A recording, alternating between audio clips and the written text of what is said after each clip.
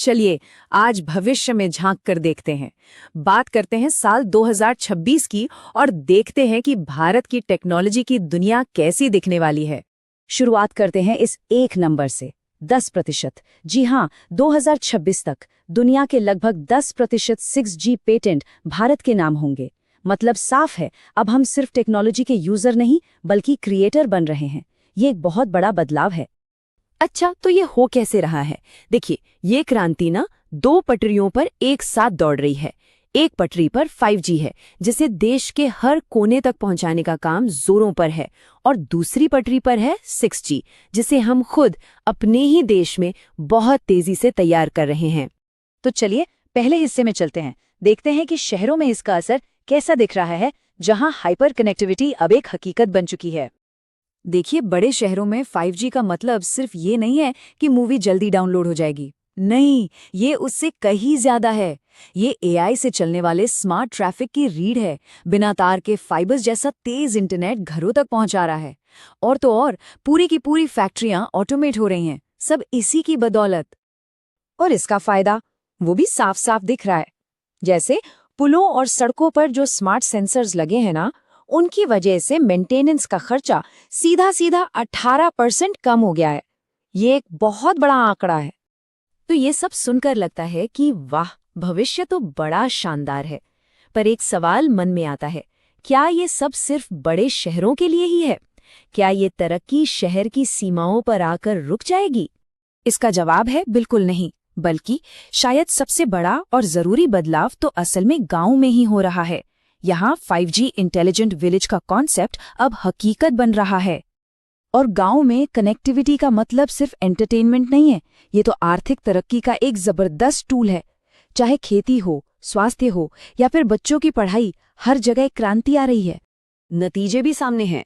5G से चलने वाले ड्रोन्स और सेंसर्स की मदद से जो खेती हो रही है, उससे न सिर्फ फसल की पैदावार 15% बढ़ी है, बल्कि पानी की बर्बादी भी 20% तक कम हुई है। ये है जमीनी असर।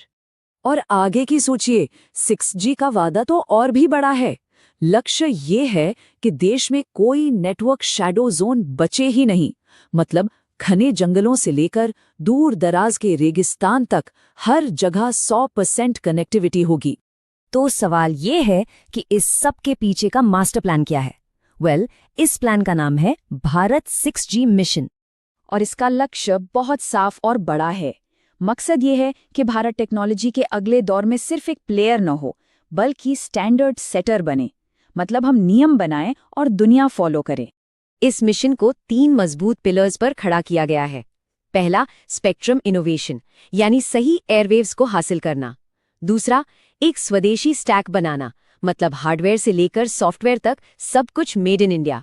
और तीसरा, ग्रीन टेलीकॉम को बढ़ावा देना। ये जो ग्रीन टेलीकॉम वाला पॉइंट है ना, ये बहुत दिलचस्प है। हमारा लक्ष्य है नेट जीरो कनेक्टिविटी।